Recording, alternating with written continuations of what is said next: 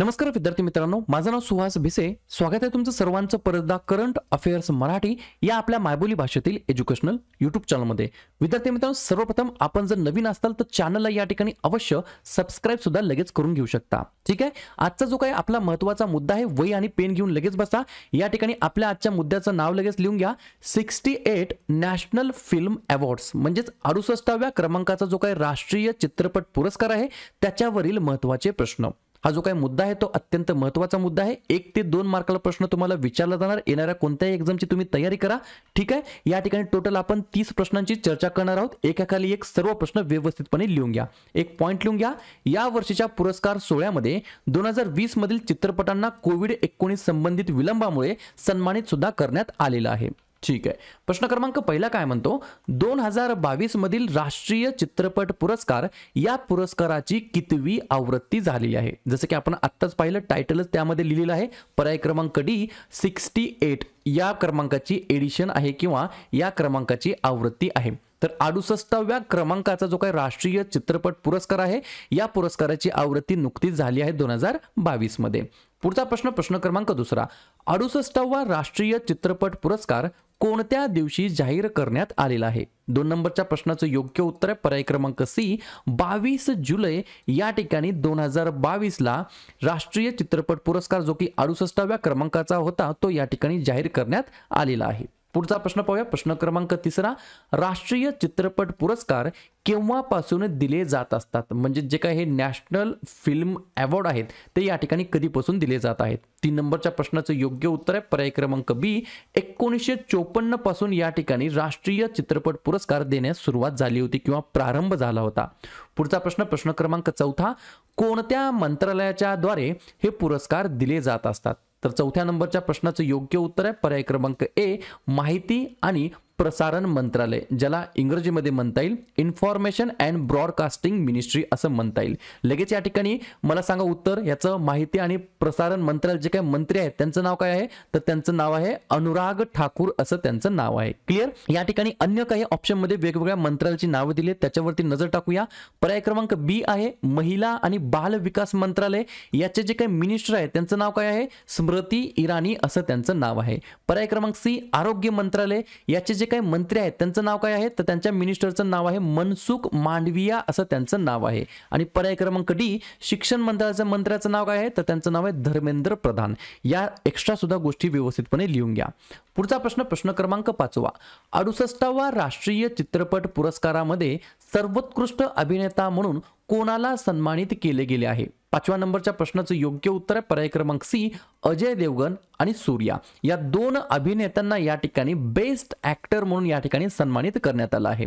पहा, या ठिकाणी जे काही पर्याय क्रमांक ए आहे अजय देवगण यांना तानाजी द अनसंग वॉरियर या चित्रपटासाठी सर्वोत्कृष्ट अभिनेता म्हणून सन्मानित करण्यात आला आहे. आणि जे काही सूर्या नावाचे ऍक्टर आहेत त्यांना या ठिकाणी सुरराय पोत्रू या चित्रपटासाठी सर्वोत्कृष्ट अभिनेता म्हणून त्यांना सन्मानित करण्यात आलं आहे. पुढचा प्रश्न, प्रश्न क्रमांक 6वा, 68वा राष्ट्रीय चित्रपट पुरस्कारामध्ये सर्वोत्कृष्ट अभिनेत्री म्हणून कोणाला सन्मानित करण्यात आलं आहे. 6व्या नंबरच्या प्रश्नाचं योग्य उत्तर आहे पर्याय क्रमांक सी अपर्णा बालमुरली या अभिनेत्रीला या ठिकाणी सुरराय पोत्रू या चित्रपटासाठी सर्वोत्कृष्ट अभिनेत्री म्हणून या अभिनेत्रीला सन्मानित करण्यात आलेलं आहे. पुढचा प्रश्न, प्रश्न क्रमांक 7वा, 68वा राष्ट्रीय चित्रपट पुरस्कारामध्ये सर्वोत्कृष्ट चित्रपट म्हणून कोणत्या चित्रपटाला सन्मानित करण्यात आलेला आहे. 7व्या नंबरच्या प्रश्नाचं योग्य उत्तर आहे पर्याय क्रमांक बी तुलसीदास ज्युनियर या चित्रपटाला या ठिकाणी सर्वोत्कृष्ट चित्रपट म्हणून या ठिकाणी सन्मानित करण्यात आला आहे. जर तुम्हाला असं विचारलं तुलसीदास ज्युनियर या चित्रपटाचे दिग्दर्शक कोण आहेत, तर मृदुल महेंद्र असं त्यांचं नाव आहे.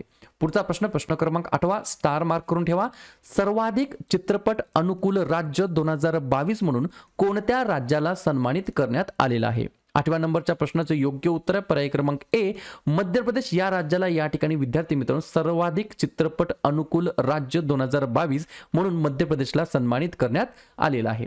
पुढचा प्रश्न प्रश्न क्रमांक 9 पहिला राष्ट्रीय चित्रपट पुरस्कार केव्हा देण्यात आलेला होता? जसं की अगोदर सांगितलं आहे पर्याय क्रमांक डी 1954 1954 मध्ये या ठिकाणी पहिला राष्ट्रीय चित्रपट पुरस्कार देण्यात आलेला आहे. बऱ्याच वेळेला एक्झाम मध्ये असं विचारलं जातं जो काही पहिला राष्ट्रीय चित्रपट पुरस्कार सोहळा झाला तो कोणत्या ठिकाणी आयोजित करण्यात आला होता?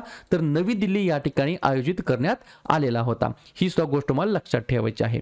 पुढचा प्रश्न प्रश्न क्रमांक 10 68वा राष्ट्रीय चित्रपट पुरस्कारामध्ये सर्वाधिक पुरस्कार कोणत्या चित्रपटाला भेटलेले आहेत? 10व्या नंबरच्या प्रश्नाचं योग्य उत्तर आहे पर्याय क्रमांक सी सुरराय पत्रू या चित्रपटाला सर्वाधिक पुरस्कार या ठिकाणी भेटलेले आहेत 68व्या राष्ट्रीय चित्रपट पुरस्कारामध्ये. या ठिकाणी आता एकदा आपण रिव्हिजन मारूया. रिव्हिजन झालेल्या प्रश्नांवरती सुद्धा आहे आणि अन्य त्याच्या व्यतिरिक्त काही महत्त्वाचे प्रश्न आहेत त्याच्यावरती सुद्धा आपण रिव्हिजन मारूया. टायटल लिहून घ्या 68व्या क्रमांकाचे नॅशनल फिल्म अवॉर्ड 2022. पहा पटपट बोलूया आपण. सर्वोत्कृष्ट हिंदी चित्रपट कोणाला भेटलेला आहे पुरस्कार? तुलसीदास ज्युनियर या चित्रपटाला. सर्वोत्कृष्ट फीचर फिल्म अवॉर्ड कोणाला भेटला आहे? सुरराय पत्रू. याचे दिग्दर्शिका कोण आहेत? सुधा कोंगारा असं त्यांचं नाव आहे. त्याच्यानंतर सर्वोत्कृष्ट नॉन फीचर फिल्म पुरस्कार कोणाला भेटला आहे? तर टेस्टिमोनी ऑफ अण्णा याला भेटलेला आहे. त्याच्यानंतर सर्वोत्कृष्ट अभिनेता सूर्याला भेटला आहे सुरराय पत्रूसाठी आणि अजय देवगणला भेटलेला आहे तानाजी या चित्रपटासाठी. सर्वोत्कृष्ट अभिनेत्री पुरस्कार अपर्णा बालमुरली यांना भेटलेला आहे आणि सुरराई पत्रू या चित्रपटासाठी. सर्वोत्कृष्ट दिग्दर्शक पुरस्कार कोणाला भेटलेला आहे? तर सच्चिदानंदन के.आर. अय्यप्पनम कोशियुग या चित्रपटासाठी भेटलेला आहे. सर्वोत्कृष्ट पार्श्वगायक याच्यामध्ये कोणाला भेटलेला आहे? पुरुषांमध्ये राहुल देशपांडे यांना मी वसंतराव या चित्रपटासाठी. सर्वोत्कृष्ट महिला पार्श्वगायिका हा कोणाला भेटलेला आहे? नचम्मा यांना भेटलेला आहे अय्यप्पनम कोशियम या चित्रपटासाठी. सर्वाधिक पुरस्कार कोणत्या चित्रपटाला भेटले आहेत? तर सुरराई पत्रू यांना भेटले आहेत. 5 चित्रपटांचे पुरस्कार त्यांना भेटलेले आहेत या चित्रपटासाठी. त्यानंतर उत्तम मनोरंजन देणारा सर्वोत्कृष्ट लोकप्रिय चित्रपट म्हणून कोणत्या चित्रपटाला या ठिकाणी काय करण्यात आले सन्मानित? तर तानाजी द अनसंग वॉरियर या चित्रपटाला भेटलेला आहे. त्याच्यानंतर सर्वाधिक चित्रपट अनुकूल राज्य म्हणून कोणत्या राज्याला पुरस्कार भेटला आहे? तर मध्य प्रदेश हे उत्तर असणार आहे. हे झालं 68व्या नॅशनल फिल्म अवॉर्ड बद्दल. याच्या अगोदर 67वा या ठिकाणी नॅशनल फिल्म अवॉर्ड झाला होता 2021 मध्ये. त्याच्यामधील काही महत्त्वाचे टॉपिक लिहून घ्या. 67व्या नॅशनल फिल्म अवॉर्ड मध्ये सर्वोत्कृष्ट हिंदी चित्रपट पुरस्कार भेटला आहे चिचोरे या मूवीला. सर्वोत्कृष्ट फीचर फिल्म या ठिकाणी भेटलेला आहे मारक्कर या चित्रपटाला. Marakkar lion of the Arabian sea या चित्रपटाला. सर्वोत्कृष्ट नॉन फीचर फिल्म पुरस्कार भेटला आहे एन इंजिनियर्ड ड्रीम या चित्रपटाला. सर्वोत्कृष्ट अभिनेता पुरस्कार भेटला आहे भोसले चित्रपटासाठी मनोज बाजपेयी यांना आणि असुरन चित्रपटासाठी धनुष या अभिनेत्याला. सर्वोत्कृष्ट अभिनेत्रीचा पुरस्कार भेटलेला आहे कंगना रनौत यांना मणिकर्णिका आणि पंगा या चित्रपटासाठी. आणि अजून एक शेवटचा पॉइंट लिहून घ्या. 67व्या क्रमांकाच्या राष्ट्रीय चित्रपट पुरस्कार सोहळ्यामध्ये अभिनेते रजनीकांत यांना 51 क्रमांकाच्या दादासाहेब फाळके पुरस्काराने देखील सन्मानित करण्यात आलेला आहे. त्यांच्या कशासाठी कशामुळे? त्यांच्या अभिनेता स्किलसाठी, निर्मातासाठी, पटकथा लेखक म्हणून या योगदानासाठी त्यांना या ठिकाणी सन्मानित करण्यात आलेला आहे.